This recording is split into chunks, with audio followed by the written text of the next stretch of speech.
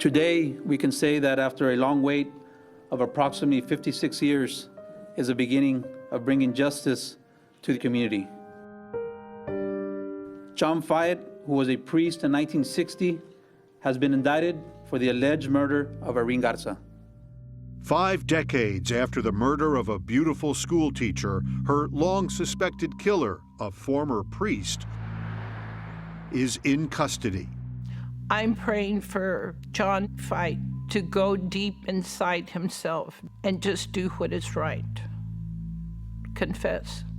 Just tell us what happened to Irene Garza and why. I remember John, of course, and he would truly be the very last person you would ever think could have been even remotely involved with something like this.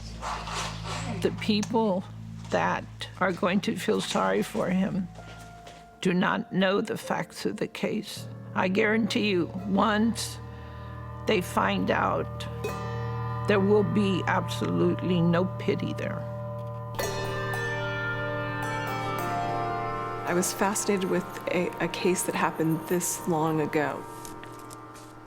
It was a case that involved a beautiful young woman. She'd won a number of beauty pageants. She was very, very striking, always perfectly turned out. People always noticed her. My name is Pamela Koloff. I'm an executive editor at Texas Monthly. The night before Easter Sunday in 1960, Irene decided that she wanted to give confession at her church at Sacred Heart. She was devoutly dedicated to her church. She was seen in the confession line. She was seen putting a white lace veil over her head, but she was never seen leaving. Where was Irene Garza found? Irene was found in this canal 5 days after she disappeared. And what had the killer done to her?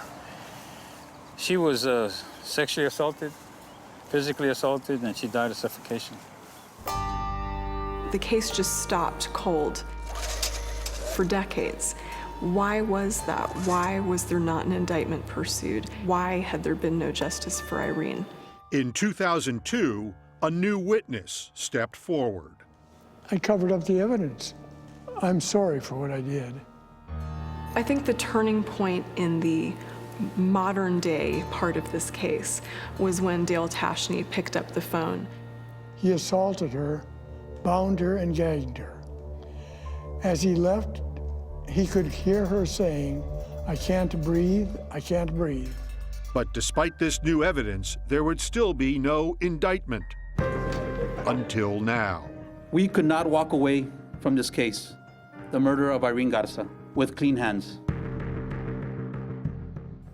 So today, we're one step closer in seeking justice. John Fayette has been extradited, is being transported from Arizona to Texas. Finally, people listened. He didn't get away with murder. He thought he was going to, but he didn't. We got him.